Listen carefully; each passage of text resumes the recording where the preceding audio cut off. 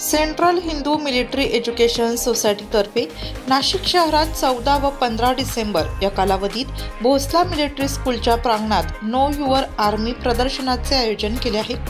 या प्रदर्शनाच्या माध्यमातून नवतंत्रज्ञानाच्या आधारे आपल्याच देशात निर्मिती करण्यात येणारे संरक्षण दलातील साधन सामग्री, सैन्यात दिले जाणारे प्रशिक्षण या माध्यमातूनच देशाचे संरक्षण कसे केले जाते या सर्व गोष्टींची माहिती नवयुवक व नागरिकांना होणार आहे, असे प्रतिपादन जिल्हाधिकारी जलज शर्मा यांनी केले।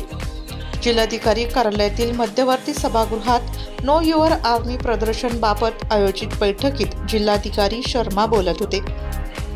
यावेळी आर्टिलरी स्कूल देवळालीचे मेजर बोनम रवी, सेंट्रल हिंदू मिलिटरी एज्युकेशन सोसायटीचे जनरल सेक्रेटरी हेमंत देशपांडे, मनपा शिक्षणाधिकारी बीटी पाटील, माध्यमिक शिक्षणाधिकारी प्रवीण पाटील, गर्ल्स स्कूलच्या कमांडंट मेजर सपना शर्मा, वरिष्ठ पोलीस निरीक्षक युवराज पत्की, उपप्रादेशिक परिवहन अधिकारी रंजनी गुंड, मोटर वाहन निरीक्षक विनोद वसईकर आदी उपस्थित होते।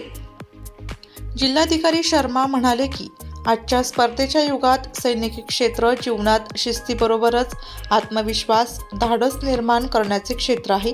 या क्षेत्रात करिअरच्या भरपूर संधी आहेत, त्यामुळे प्रत्येक कुटुंबाने आपल्या पाल्यांना हे प्रदर्शन जरूर दाखवावे। त्यातून या शिक्षणाकडे तरुण वर्ग निश्चित आकर्षिला जाईल।